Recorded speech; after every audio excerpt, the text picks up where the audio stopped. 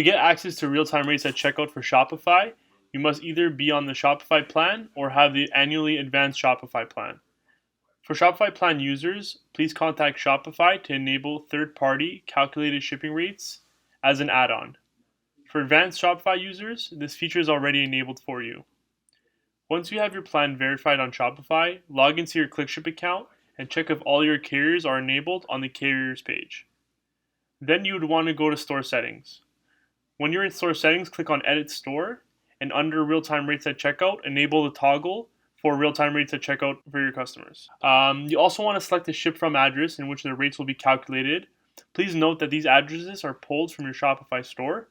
So if you want to add or edit addresses, please go to your Shopify store, update the address, and then the changes will save within ClickShip. Finally, we're going to log into your Shopify store to see if ClickShip has been added. On the Shopify dashboard, please go to Settings, Shipping and Delivery, and then Manage Rates. Under here, you should see a tab called Carrier and App Rates, where you'll see ClickShip rates underneath. This should display on all your shipping zones. In the case that it does not, please contact us directly, techsupport@clickship.com. Please include your business name, contact information, and we'll help assist you further.